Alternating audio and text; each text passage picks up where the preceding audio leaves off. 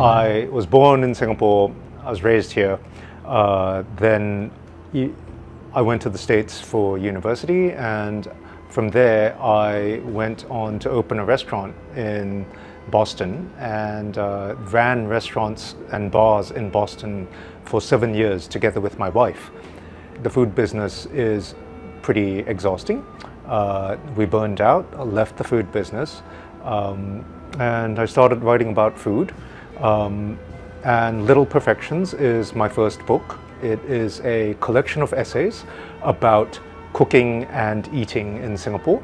I wrote it essentially in the hope that it would make people think a little bit harder about the food they eat. When I started running the restaurants in the States, that made me spend a lot more time thinking about the economics and the political and social forces that shape the food landscape. Singapore, I think, had a particularly interesting mix of influences on its foodways.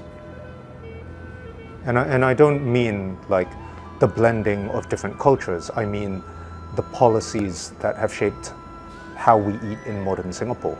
The Singapore I first remember is from the 80s and 90s, right? And at that point, I think the government intervention in the way people ate was still pretty fresh. Because if you think about it, in the 60s, when Singapore became independent, hawkers were sort of just working on the streets. And then the government says, okay, we want to remake Singapore's urban fabric, and as part of that, we are going to plan estates and build these hawker centers, and that is essentially a giant injection of capital into the hawker trade. At the time, it really was kind of an enormous and indirect subsidy to the Singaporean diet and Singaporeans' eating habits. And you know, in the 40 years since then, like, that started to taper off somewhat. But at the time, I think the fact that the government did this was essentially a giant boost to Singapore's quality of life. So the hand of the government, I think, was felt in Singapore in a way that was, to a degree that was much greater than it perhaps was in the West. I think the conversation around like generational transfer of hawkers, maybe in Asia in particular, like we tend to overemphasize stasis, right? Like if you're taking over from your dad or your mom, you should be doing it exactly like they did.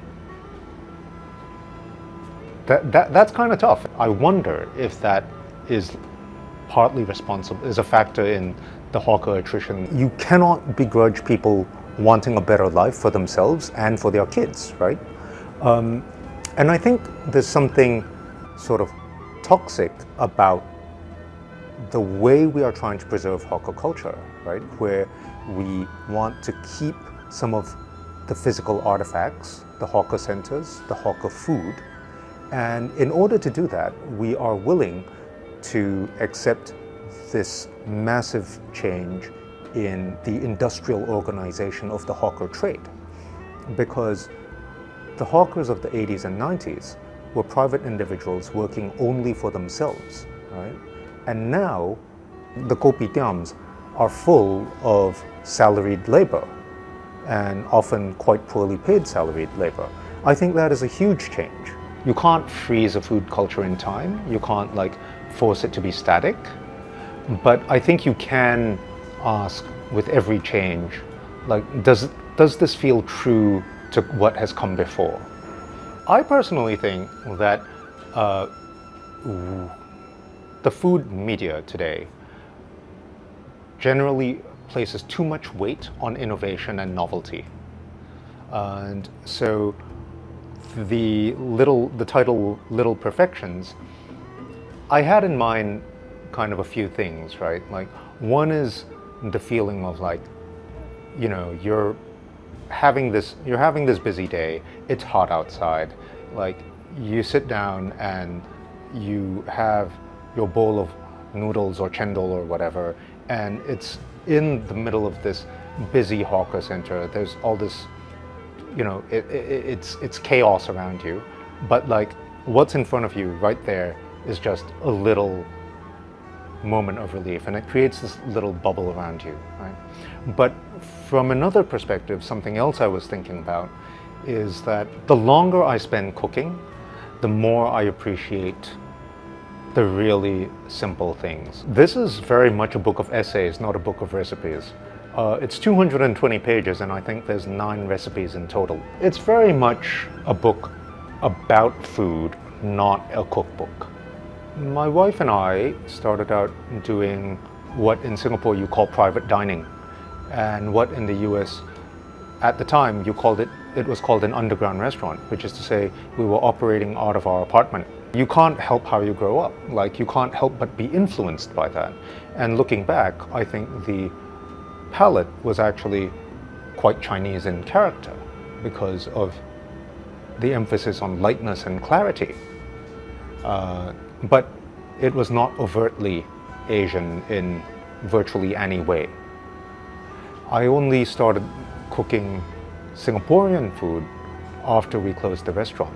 I was working the restaurants for 7 years. At one point, I was selling chicken rice as a lunch special. And I think that was the only Singaporean dish we ever put on the menu. Nowadays, like in New York, there's like multiple chicken rice places in New York, not even counting the Thai ones, because in classic hawker fashion, like first there was Urban Hawker that KFC To opened, right? And then the chicken rice uncle they brought over to open the chicken rice stall there got fed up, left, splinter group. Now he is operating his own chicken rice stall in another food court in Manhattan. So at that point, yeah, okay, it's a global staple. If I wrote Little Perfections for one reason, it's to make people think harder about their food, right? The internet culture of food in general, I think, tends to focus a bit more on just food as a thing you consume and optimizing your experience of consumption, right? So it's like, okay, well, these are the 10 best hawker stalls in Singapore. Can I hit all 10? But there's very little discussion about why are they the best? What does the best mean in this context? For whom are they the best? Are they working for the hawkers themselves? So I'm trying to bring all of those conversations into the sphere. Who do I reckon the audience is going to be? Tiny.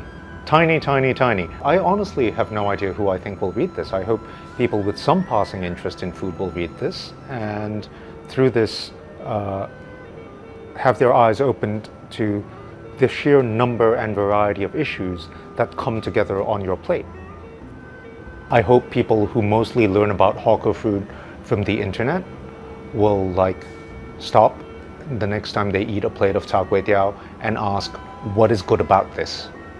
In Singapore in particular, between the early 2000s and now, I think there are 3 main things that I've seen. The first is the diversification of the palate at a really, really thorough way at every level, right? So this is the thing where in 2002, nobody knew what Japanese ramen was.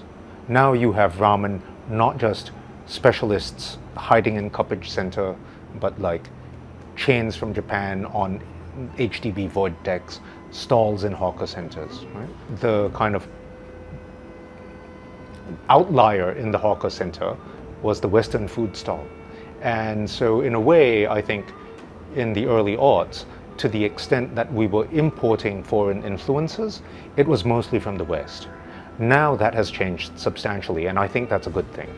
The second trend that I'll call attention to is that especially over the last 10 years, I think, Singapore has become a little bit like Japan in that you can find a very high quality version of just about anything, right? So you can find someone who's a specialist and a very dedicated specialist in any number of idioms. And I think that was not always true, right? The number of specialist bread bakers, some of whom are operating at a very high level, right? The number of people doing pasta, like again, sometimes at a very high level. I think that was really not true, certainly in 2002 and probably not in 2010. You may have had that kind of expertise, but it was concentrated in the hotels and therefore constrained, right, by what the hotel wanted to do. And then I think the third trend that is very obvious to me in my visits to Singapore is the mala everywhere, mala everything. I think Singapore has always, to some extent, embraced fads, plunged into them headlong, and then eventually moved on to the next one. And I think mala is certainly a fad at the moment. We'll see how long it lasts. As food media grows increasingly visual, increasingly you find restaurants and cooks cooking for the camera. A lot of mala cuisine just looks spectacular because it's red and there's a lot of chili. In the same way that like drippy cheese on a pizza looks spectacular, right? Or in the same way that a giant scoop of ice cream looks spectacular. I think there's sort of a general move towards obviousness and ideas that you can consume or understand in an instant on your smartphone.